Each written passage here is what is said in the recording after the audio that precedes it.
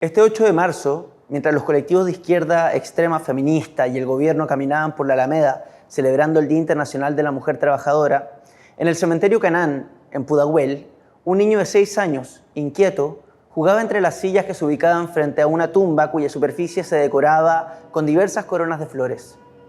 Este niño trepaba entre las sillas, intercalando con pequeñas pausas para pedir a su mamá algo de comer o preguntarle en cuánto rato volvían a casa.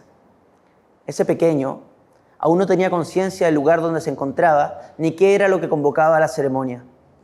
En la tumba, a unos metros bajo tierra, yacía el cuerpo de su padre.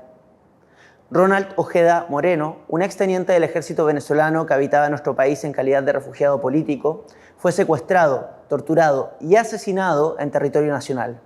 Uno de los sospechosos, el gobierno de Venezuela. Ronald era una persona inquieta, de esa que les alcanzaba el tiempo para todo. Seguramente han conocido a alguien como Ronald. Esas personas que, si se trataba de ayudar a un familiar o a un amigo, llegaban inmediatamente, ya sea para pintar una pared, ayudar en una mudanza o juntarse a conversar y tomar una cerveza, aunque Ronald apenas tomaba.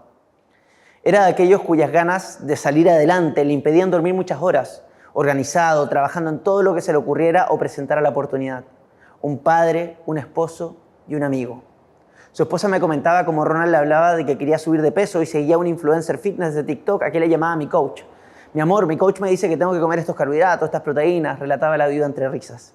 Esa inquietud y ese interés en ayudar a quien lo necesitara lo llevaron el año 2017 a cuestionarse junto a un puñado de soldados en Venezuela la legitimidad del régimen al cual servían. Esta reunión, o más bien esta conversación, fue motivo para que el día 25 de marzo de 2017 Ronald fuera llevado detenido de manera clandestina a la cárcel de Ramo Verde en Caracas y donde fue sometido a sistemáticas torturas. La familia en ese entonces no sabía qué le había pasado hasta que unas semanas después le permitieron llamar a su esposa para advertirle que estaba vivo. 9 meses estuvo recluido de manera clandestina por la narcodictadura de izquierda hasta que finalmente, el 30 de noviembre del mismo año, consiguió escapar. Se escondió en Venezuela por un tiempo hasta que bajaran las alarmas y apenas vio la oportunidad, huyó del paraíso socialista latinoamericano. Tras encontrarse con su esposa y su pequeño hijo en Perú, viajan a Chile solicitando asilo político, país donde finalmente se establecen y comienzan su nueva vida. Tiempo después, una vez otorgada la condición de refugiado político, Ronald es secuestrado desde el interior de su departamento ubicado en la comuna de Independencia frente a su esposa y su hijo de 6 años, a quienes durante la búsqueda se les aconsejó guardar silencio. Finalmente, el 1 de marzo, el cuerpo de Ronald fue encontrado bajo tierra a 1,5 metros de la superficie en una maleta con evidencia de haber sido torturado. Tras largas indagatorias, su cuerpo fue finalmente entregado a sus familiares, quienes le dieron sepulcro este viernes 8 de marzo. En el inhumanamente tardío discurso del presidente, al referirse a la narcodictadura, la palabra autoritario reemplaza totalitario, y si bien reconoce violaciones de derechos humanos en el país caribeño, la palabra sistemático se encuentra ausente. Esa misma palabra que repitió con tanto ahínco al describir el actuar del difunto presidente Piñera durante el intento de golpe izquierdista perpetuado en 2019. Cuando las violaciones no son sistemáticas, sino más bien hechos aislados, se respaldan las declaraciones de la alta comisionada de Derechos Humanos de las Organizaciones Unidas, Michelle Bachelet, quien le pidió a través de redes sociales a Nicolás Maduro que terminara con la tendencia dictatorial de su régimen. Tendencia, porque cuando la izquierda habla de hechos aislados, entonces no estamos hablando con una dictadura consolidada, cuyas políticas y régimen del terror han generado la hambruna de su pueblo y el éxodo de más de 7 millones de venezolanos. Qué curioso que quienes se han apropiado del discurso de los derechos humanos, aquellos que alzan la bandera de la justicia social, no se hayan hecho presente en el funeral de un refugiado político que fue torturado bajo una dictadura y posteriormente secuestrado, torturado y asesinado en territorio nacional y bajo el alero de un gobierno de extrema izquierda como el de Gabriel Boric. Tal vez la justicia social no es aquello que dicen que es.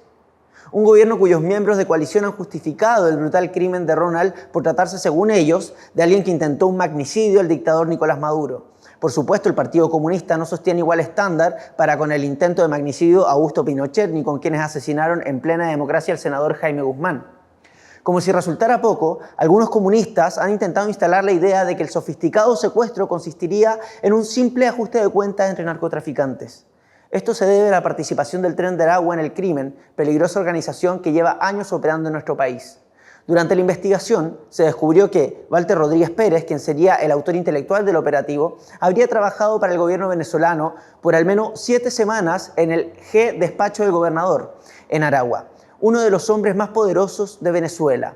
Esto puede ser sorpresa para quienes desconocen la relación del Tren de Aragua con la narcodictadura venezolana, pero lo cierto es que el Tren de Aragua inicia como un sindicato en la ciudad de Aragua que se forma a razón del proyecto de construcción de un ferrocarril en aquel estado.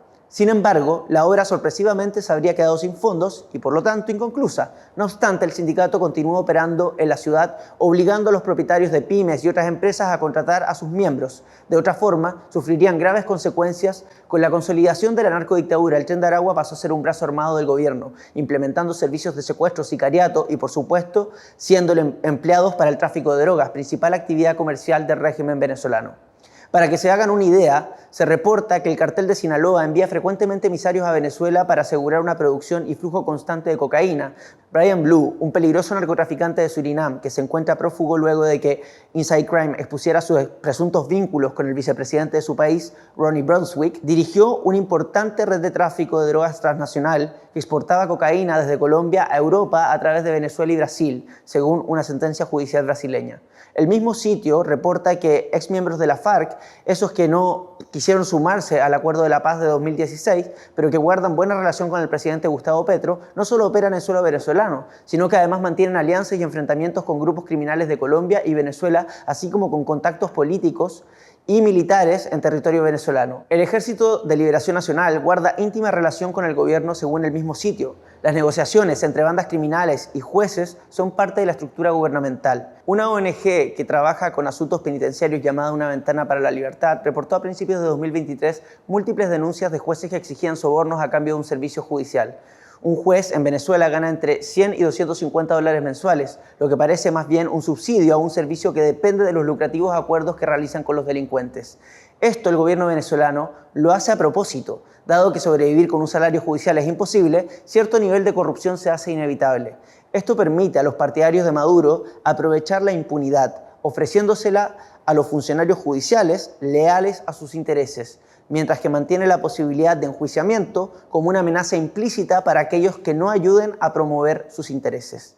Misma conclusión sostiene el informe de la Misión Internacional Independiente de la Organización de Naciones Unidas de determinación de los hechos sobre Venezuela, en donde confirman que altos cargos del gobierno dictan habitualmente la forma en que los jueces resuelven los casos y cometen delitos con impunidad. Les cuento esto a propósito de que el líder fugitivo del Tren de Aragua, Héctor Rutherford Guerrero Flores, alias Niño Guerrero, enviara a finales de enero de este año un sobre con grabaciones incriminatorias a la Fiscalía General. Estas grabaciones incriminaban al fiscal Reni Amundarain Durán y a la defensora pública Adi Salcedo, quienes están siendo acusados por cargos de retardo u omisión intencional de funciones, obstrucción de la Administración de Justicia y asociación para delinquir. Lo curioso es que la fiscal Reni Amundarain Durán, antes de negociar con el Tren de Aragua, dirigió la investigación de varios casos de ejecuciones extrajudiciales de alto perfil y encabezó la detención de activistas y periodistas críticos con el régimen del presidente Nicolás Maduro. Es evidente que la molestia del líder del Tren de Aragua con el fiscal es compartida por el dictador venezolano. Es por esto que todos los venezolanos saben que buena parte de su país se administra desde las cárceles, las cuales se convierten más bien en centros de gerencia y atención al cliente del gobierno izquierdista. Incluso es sabido que las bases del Tren de Aragua se encontraban establecidas al interior de la cárcel de Tocorón, en Aragua, hasta septiembre de 2023. Esto cambió tras la recuperación de 7 cárceles por parte del gobierno que servían como bases operativas para bandas criminales. Por supuesto, cuando llegaron a estas ya se encontraban vacías. Esto que les cuento no es secreto de Estado ni mucho menos. No hace falta indagar mucho para conocer la realidad del país caribeño.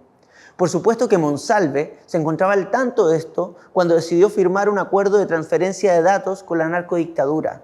Y por supuesto que el Partido Comunista, fiel aliado del régimen al cual se niegan a llamar dictadura, estaban al tanto de esta realidad cuando, tras el brutal asesinato del teniente Ojeda, deciden invitar al embajador de Venezuela al homenaje anual de la comunista Gladys Marín. Todo es muy sospechoso. Es curioso que el 24 de enero de este año, Nicolás Maduro entregue por cadena nacional la lista de 33 soldados que han sido degradados y acusados de traición a la patria por la narcodictadura. Crimen cuya pena consiste en al menos 30 años de cárcel. En esta lista, como pudo adivinar, estaba el nombre del teniente Ronald Ojeda Moreno. También es curioso que menos de 2 meses después de esta cadena nacional, a las 3 de la mañana entran 4 venezolanos altamente entrenados con uniformes de PDI y fuertemente armados al departamento de Ronald. Encañonen a su mujer, quien al oír la voz de los efectivos se percató inmediatamente de que se trataba de compatriotas. Son las 3 de la mañana y a su departamento entran 4 sujetos con sus armas de fuego en mano. La esposa de Ronald comienza a gritar mientras su hijo de 6 años llora desconsolado del terror. Entonces, uno de los sujetos dirige su arma de fuego a la mujer y le grita que se calle. En ese preciso instante, la esposa del teniente Ojeda se percató de que se trata de venezolanos. Ronald mira a su mujer y le pide que se calme, diciéndole que todo va a estar bien.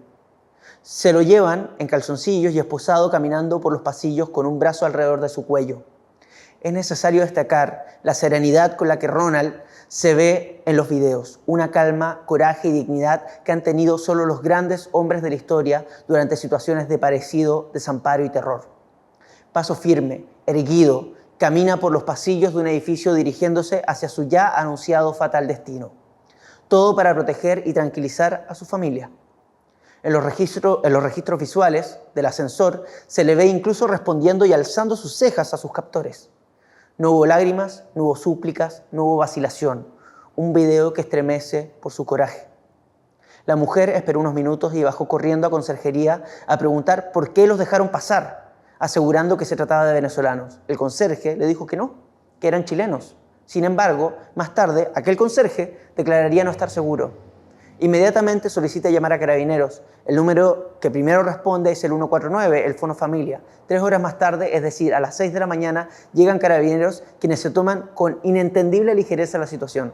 A tal punto que la viuda recuerda haber escuchado uno que otra risa mientras tomaban sus declaraciones. No se lo tome tan a pecho, le decían los carabineros en el lugar. Lo cierto es que la búsqueda comenzó inusualmente tarde y Ronald fue encontrado 9 días después en el interior de una maleta en la que fue enterrado vivo en un campamento de Maipú en el cual viven haitianos. Michelle Bachelet, la ex alta comisionada de Derechos Humanos que se niega a reconocer que Venezuela es una dictadura consolidada, la misma que pasó su exilio en Alemania Oriental sin jamás haber hecho declaración alguna con respecto a las violaciones de derechos humanos cometidas en el paraíso comunista, que tuvo que construir un muro para que sus ciudadanos no se escaparan, la misma que en las filas de la organización terrorista MIR operaba bajo el seudónimo de Comandante Claudia, fue quien en su segundo mandato traía aviones repletos con ciudadanos haitianos, sin, al parecer, contar con un plan de integración, es decir, sin un plan para saber en qué trabajarán o dónde se iban a alojar. Muy curioso. Lautaro Carmona, presidente del Partido Comunista, hace unos días declaró que a mucha honra se niega a llamar a Venezuela una dictadura. Michelle Bachelet y Gabriel Boric se resisten a reconocer que se trata de una dictadura consolidada. Y ninguna autoridad se hizo presente en el funeral. Por supuesto que no es casualidad. La presencia de Gabriel Boric o de alguna autoridad habría implicado reconocer, en cierta medida, que el régimen amigo venezolano habría estado involucrado en el crimen. El silencio y ausencia cómplice del gobierno, a mí por lo menos no me sorprende. Es justamente personas como Ronald quienes desafían con su heroica dignidad a quienes carecen de ella. Estoy señalando que el gobierno y la gran mayoría de los líderes políticos, junto con los acólitos de la justicia social, no tienen dignidad porque han renunciado a ella. Y al igual como el verdadero arte, ese que conecta con lo bello, lo bueno y lo verdadero, es capaz de mostrar al posmodernismo como la basura que en realidad es, las personas como Ronald revelan a quienes no poseen dignidad alguna. Para la izquierda, los derechos humanos valen siempre y cuando sean funcionales para su causa. Y si la misma requiere entregar a un refugiado político en manos de una narcodictadura, dejando a un niño de 6 años sin su papá, entonces estarán dispuestos a sacrificarlo.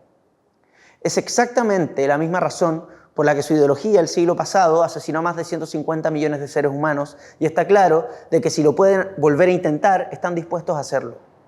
Pero no hay mal que dure 1000 años y por más que intenten manchar el nombre del teniente Ronald Ojeda Moreno con elucubraciones lúgubres, quienes conocimos a Ronald jamás olvidaremos quién fue y lo que le hicieron. Ronald Ojeda Moreno fue un padre, un esposo, un amigo, pero sobre todas las cosas, un luchador por la libertad de su país, de inquieto intelecto y sobresaliente valentía. alguien que estaba convencido de que la mejor manera para combatir a la izquierda latinoamericana era por medio del conocimiento y la educación. Su testimonio era aquello con lo cual contaba para hacer ver al mundo cómo opera el socialismo y sus fatídicas consecuencias. Prueba de esto es un libro en el que se encontraba trabajando, el cual relata su experiencia bajo el régimen y sus reflexiones. El 21 de enero escribió en su cuenta de X: «Como amo la libertad, tengo sentimientos nobles y liberales, y si suelo ser severo, es solamente con aquellos que pretenden destruirnos. El Libertador». Y vaya que fue severo con sus cobardes captores, quienes creyeron que se arrodillaría ante ellos. El teniente Ronald Ojeda Moreno es un mártir de la libertad, víctima de un cobarde crimen que apunta a la narcodictadura venezolana, quienes habrían actuado bajo el alero del gobierno de Gabriel Boric. Su crimen, lejos de asustarnos, nos entrega más fuerzas que nunca para seguir luchando en contra de la izquierda latinoamericana, mientras su hijo continúa creciendo y a medida que desarrolle conciencia de lo sucedido, sabrá que la valentía de su padre jamás será olvidada y su lucha continuará en el obrar de todos quienes ven en él una fuente de inagotable inspiración. ¡Viva Chile y Venezuela libre! Soy Italo Meña, presidente del Partido Libertario.